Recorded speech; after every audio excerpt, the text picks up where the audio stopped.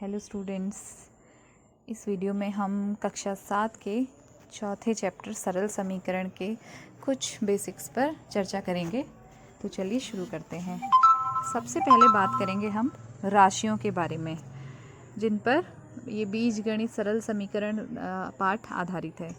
तो अचर राशि, बच्चों जिन राशियों के बारे में आप अभी तक पढ़ते आए हैं जिनका निश्चित मान होता है उन्हें अचर राशि कहते हैं, जैसे कि सभी संख्याएं, पूर्णांक और भिन्ने। उदाहरण के तौर पर 0, 5, -7 एंड 4/3 ये सब अचर राशियां हैं क्योंकि इनका एक निश्चित मान है। फिर चर राशियां, जिन राशियों का मान निश्चित नहीं होता है उन्हें हम चर राशि कहते हैं और इन्हें अंग्रेजी के अक्षरों से दिखाते हैं x, y, z, p, q, l। और इन चर राशियों के मान को हम किसी प्रतिबंध जो कि हमको दिया होता है प्रश्न में, उसके आधार पे हम निकाल सकते हैं। तो हर एक प्रश्न में चर राशि का जो भी प्रतिबंध दिया होगा उसके हिसाब से उसका एक अलग मान होता है, इसीलिए इनका मान निश्चित नहीं होता है। अब आगे बढ़ते हैं। अब हमें जानना है समीकरण किसे कहते हैं। तो बच्चों समीकरण चर और अचर राशियों को जब मिलकर कोई बीजीय व्यंजक बनता है। और चर और अचर राशियाँ कैसे मिलेंगी, या तो इन्हें जोड़ा जाएगा या घटाएंगे या गुणा या भाग। इन चिन्हों के द्वारा जब चर और अचर राशियों को जोड़ेंगे तो ऐसा व्यंजक जिसमें बराबर का चिन्ह हो उसे समीकरण कहते हैं। तो समीकरण की पहचान क्या है कि उसमें बराबर का चिन्ह होता है। उदाहरण के लिए 2x = 7, 4x - 5 = 8, x + 2y = 7 आदि, ये सब क्या है, समीकरण है। अब हम कुछ उदाहरणों के द्वारा सीखेंगे कि समीकरण कैसे बनाई जाती है। देखिए मैंने उदाहरण लिया है x के तिगुने और 11 का योग 32 है।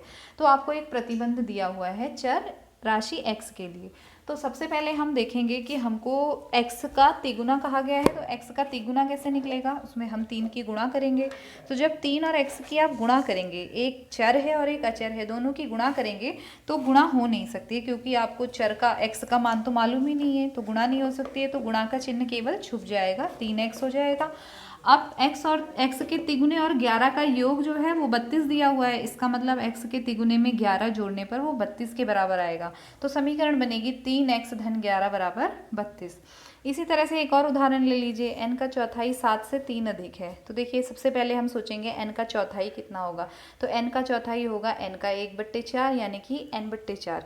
अब वो n का चौथाई मान जो है वो 7 से 3 अधिक है, यानी कि समीकरण बन जाएगी n/4 = 7 - 3, तो n/4 = 10।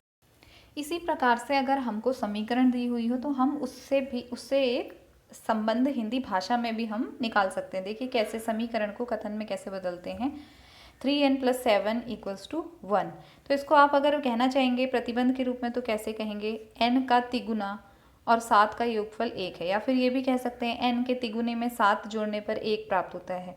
तो आप दूसरे उदाहरण को भी समझिए और कोई डाउट हो तो फिर वो आप ग्रुप में पूछ लीजिए।